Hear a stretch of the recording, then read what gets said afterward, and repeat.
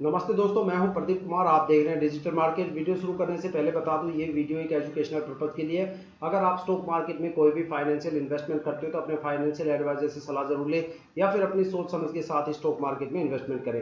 अगर आपको stock market में कोई भी फाइनेंशियल लॉस होता है तो उसके लिए ये वीडियो रिस्पॉन्सिबल नहीं रहेगी। तो चलो दोस्तों, वीडियो शुरू करते हैं।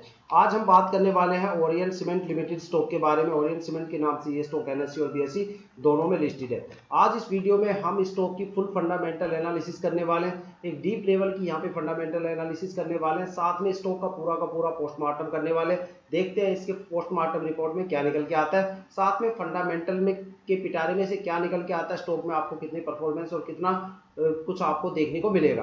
तो चलो फिर वीडियो शुरू करते हैं। अगर स्टॉक के देखो करंट शेयर प्राइस की बात करें तो 290 रुपए 55 पैसे इस टाइम स्टॉक करंट प्राइस में चल रहा है। साथ में देखो स्टॉक को लेके लगातार हमारी कवरेज थी। मैं आपको बार बार स्टॉक के बारे में बोल रहा था, भाई अगर आपके पास स्टॉक की कोई भी होल्डिंग है तो कम से कम 25 सितंबर तक जरूर होल्ड करके रहना। मैं अगस्त से ये चीज आपको बोल रहा था कि 25 सितंबर के बाद आपको स्टॉक में एक जबरदस्त लेवल का पॉजिटिव मोमेंटम देखने को मिलेगा और हो सकता है कि स्टॉक के अंदर आपको एक जबरदस्त लेवल का अपर सर्किट भी देखने को मिल जाए। ठीक है, और आज कंडीशन ऐसी है 30 सितंबर को ये स्टॉक एक जबरदस्त पॉजिटिव मोमेंटम के साथ अपने अपर सर्किट की तरफ काफी तेजी से चल रहा है। साथ में यहाँ पे 12 रुपए 80 पैसे का एक जबरदस्त पॉजिटिव मोमेंटम है, साथ में 4.5% का एक जबरदस्त आपको उछाल देखने को मिलता है। अगर स्टॉक की लास्ट ईयर की परफॉर्मेंस की बात करें तो ये स्टॉक 170 रुपए 25 पैसे से चल के 369 रुपीज 60 पैसे के आसपास गया था, मतलब 369 रुपए 60 पैसे के आसपास गया था। देखा जाए तो यहाँ पे एक साल में जो इन्वेस्टर्स है उनका पैसा पूरी तरह से डबल हो गया।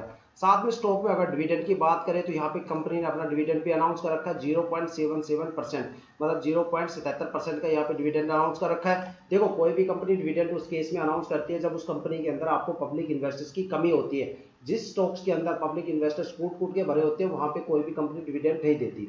तो यहाँ पे अगर स्टॉक्स के पी रेशियो की बात करें तो 34.33 है। अगर देखा जाए तो यहाँ पे जो स्टॉक का पॉजिटिव ट्रेंड है वो एवरेज से काफी ज्यादा है। तो यहाँ पे आपको स्टॉक में एक अच्छा खासा जबरदस्त पॉजिटिव मोमेंटम देखने को मिलेगा, अच्छा खासा प्राइस वैल्यूएशन देखने को मिलेगा। साथ में बात करने वाले हैं स्टॉक की परफॉर्मेंस के बारे में कि स्टॉक्स के अंदर जो ऑपरेशनल एक्टिविटी है, साथ में जो सेल्स टीम है वो आखिर कैसा परफॉर्म कर रही है, कंपनी को कितना प्रॉफिट जनरेट करके दे रही है, कंपनी प्रॉफिट में भी चल रही है या लॉस में चल रही है। तो उसके लिए हम कंपनी की क्वार्टरली फाइनेंशियल रिपोर्ट चेक करेंगे। रिसेंटली जो क्वार्टरली रिजल्ट है वो जून 2024 का है, तो देखते हैं इसमें क्या परफॉर्मेंस आपको देखने को मिलती है। अगर रिवेन्यू की बात करें तो कंपनी का रिवेन्यू यहाँ पे 696 करोड़ के आसपास है, जो कि काफी अच्छा है। लेकिन लास्ट ईयर के कंपैरिजन में यहाँ पे आपको 15% से ज्यादा की गिरावट देखने को मिलती है।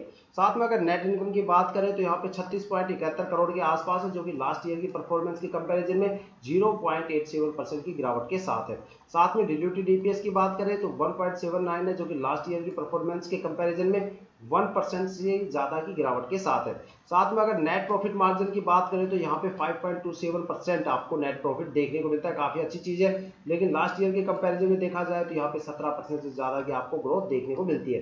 अब बात करने वाले हैं स्टॉक की थोड़ी सी और डीपली फंडामेंटल एनालिसिस के बारे में। यहाँ पे जो मार्केट कैपिटल है वो 5,703 करोड़ है। अगर देखा जाए इसका जो शेयर प्राइस है 291 रुपए के आसपास है, उसके हिसाब से जो इसकी मार्केट कैपिटल है वो काफी जबरदस्त है।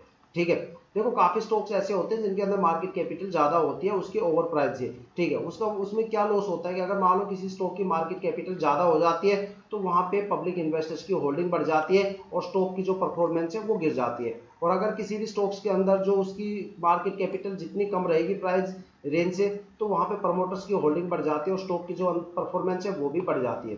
ठीक है, अब बात करने वाले एक ऐसे की पॉइंट के बारे में जो किसी भी स्टॉक्स की हम जान बोल सकते हैं, जिसको बोलते हैं आरओई। आरओई का मतलब होता है रिटर्न ऑन कैपिटल। तो यहाँ पे आपकी जो इक्विटी है उसके ऊपर जो रिटर्न है उसकी जो एवरेज है यहाँ पे 10.03 के आसपास देखने को मिल रही है। साथ में अगर इसका कन्वर्जन हम रिटर्न ऑन कैपिटल के अंदर करके देखें, मतलब तो कैपिटल पे कितना रिटर्न मिल रहा है, तो यहाँ पे 24.77 की एवरेज यहाँ पे आ रही है। मतलब जो आपका डिविडेंड है, डिविडेंड को यहाँ पे रिटर्न ऑन कैपिटल के रूप में मेजर किया जाता है। साथ में जो आपका रिटर्न आता है उसको रिटर्न ऑन इक्विटी के बेस पे मेजर किया जाता है। तो देखा जाए तो यहाँ पे दोनों ही चीज पॉजिटिव है, एक अच्छा खासा यहाँ पे आपको पॉजिटिव रिस्पॉन्स स्टॉक में देखने को मिल रहा है। ठीक है, साथ में मार्केट कैपिटल का पॉइंट भी यहाँ पे काफी ज्यादा स्ट्रॉन्ग है। साथ में अगर बात करें बुक वैल्यू की, तो जो बुक वैल्यू है यहाँ पे 85 रुपीज 09 पैसे के आसपास है।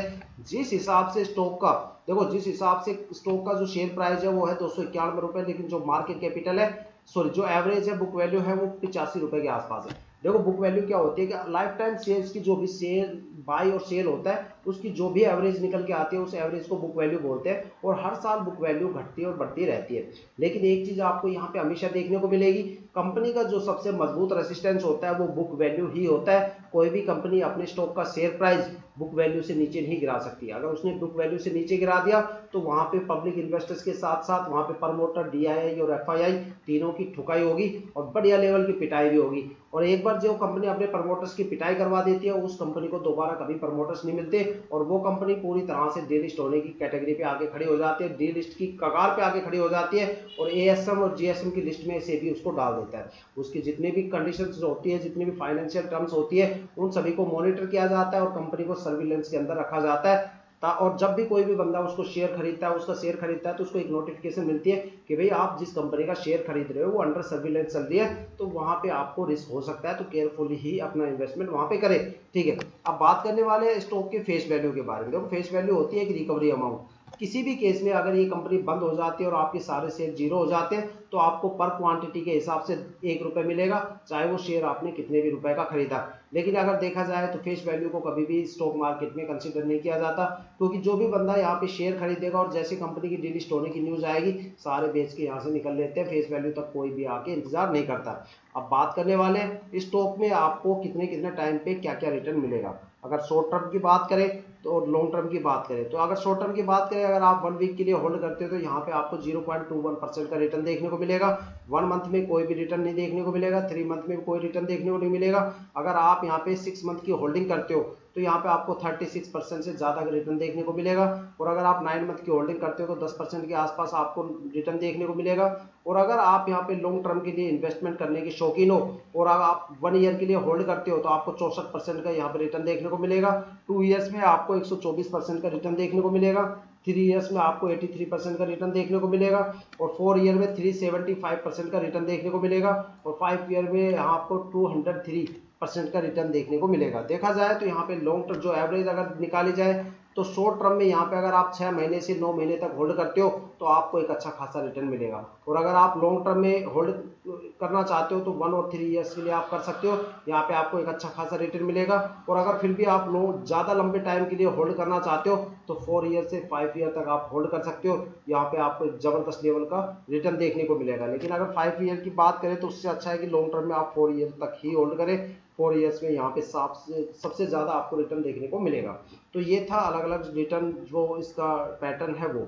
अब बात करने वाले भाई, अगर आप मान लो आपके पास बड़ा अमाउंट नहीं है, आपके पास छोटा अमाउंट है और उसे आप लॉन्ग टर्म के लिए इन्वेस्टमेंट करना चाहते हो तो आप यहाँ पे सिप का सहारा ले सकते हो, एक सिप यहाँ पे स्टार्ट कर सकते हो। सिप बिल्कुल एफडी की तरह होती है। जैसे आप छोटे से अमाउंट कोई भी कस्टम अमाउंट चूज करते हो 500, 100, 1000, 1500, 2000 और उसकी कोई भी आपने किस्त बना ली भाई, चाहे महीने की किस्त बना लिया, 2 महीने की बना लिया, 3 महीने की बना ली, उसी तरीके से यहाँ कोई भी किस्त बना सकते हो। लेकिन वो जो किस्त रहेगी वो आपके अकाउंट से ऑटोमेटिक डिटेक्ट होती रहेगी।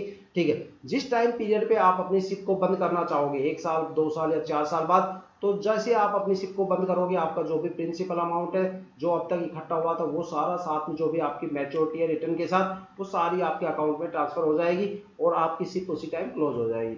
अब बात करने वाले हैं स्टॉक के जो होल्डिंग पैटर्न है, शेयर होल्डिंग पैटर्न है उसके बारे में। सबसे काफी मेजर पॉइंट है स्टॉक के फंडामेंटल का।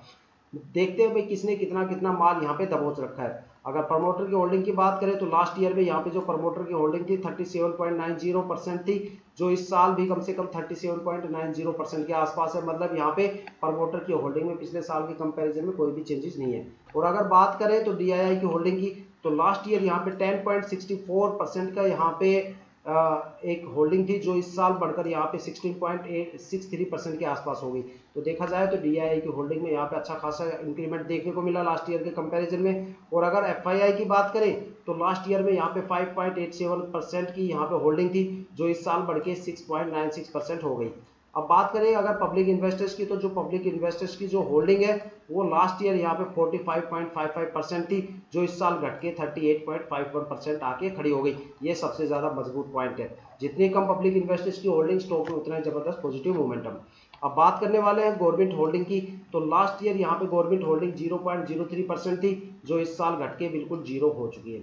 अब देखो एक एक्सपर्ट क्या बोलते हैं कि भाई जो शेयर होल्डिंग पैटर्न है वो आखिर कितना होना चाहिए, मिनिमम उसकी क्या एवरेज होनी चाहिए। किसी भी स्टॉक में अगर आप इन्वेस्टमेंट करते हो तो वहां पे आपको 35% कम से कम यहाँ पे होल्डिंग देखने को मिलनी चाहिए किस किस की, प्रमोटर की, डीआईआई की, एफआईआई की और गवर्नमेंट की। इन चारों की होल्डिंग मिला के अगर किसी भी स्टॉक में 35% या उससे ज्यादा है तो आपको स्टॉक में एक जबरदस्त पॉजिटिव मोमेंटम देखने को मिलेगा और जबरदस्त लेवल की आपको परफॉर्मेंस मिलेगी। 35% से जितनी ज्यादा रहेगी उतनी ज्यादा आपको स्टॉक के अंदर परफॉर्मेंस देखने को मिलेगी। लेकिन अगर किसी भी स्टॉक्स के अंदर इन चारों की होल्डिंग अगर 35% या इससे नीचे चली जाती है, ठीक है, तो आपको तुरंत उस स्टॉक से निकल जाना चाहिए, क्योंकि उसके बाद उसकी होल्डिंग कितनी स्पीड से निकल जाए आपको पता भी नहीं चलेगा और वहां पे आपको परफॉर्मेंस की जगह लॉस के अलावा कुछ नहीं मिलेगा। अगर आज के टाइम सबसे बड़ा एग्जांपल देखा जाए तो विकास इकोटेक आप देख सकते हो, केमिकल सेक्टर का स्टॉक है, 10% वहां पे प्रमोटर बचे हैं, बाकी 90% से ज्यादा वहां पे जो पब्लिक इन्वेस्टर्स है वो बचे हैं। देखा जाए तो कंपनी का सारा कार्यभार पब्लिक इन्वेस्टर्स ने अपने कंधों पे ले रखा है, वही कह रहे हैं कि अब ऑपरेटर्स की जरूरत नहीं है, हम स्टॉक को चलाएंगे और स्टॉक को धड़ाधड़ गिराते हुए जा रहे हैं, वहां पे हर एक बंदा लॉस के साथ बैठा है। ठीक है, तो देखो दोस्तों ये थी अब तक की सबसे बड़ी अपडेट ओरिएंट सीमेंट स्टॉक को लेके और सबसे बड़ी डीपली फंडामेंटल एनालिसिस। अगर आपको वीडियो अच्छी लगी हो तो लाइक शेयर जरूर कीजिएगा और अगर वीडियो पे नए हो तो चैनल को सब्सक्राइब जरूर कीजिएगा, ताकि जितनी भी डीपली एनालिसिस करके हम आपके लिए वीडियो लेके आते हैं उसकी नोटिफिकेशन आप तक सबसे पहले पहुंचे, ताकि आप स्टॉक मार्केट के हर पहलू से रूबरू रहे, ताकि आप अपने आप को अपडेट करते रहे, अपग्रेड करते रहे। इसी के साथ वीडियो समाप्त करते हैं। जय हिंद, जय भारत।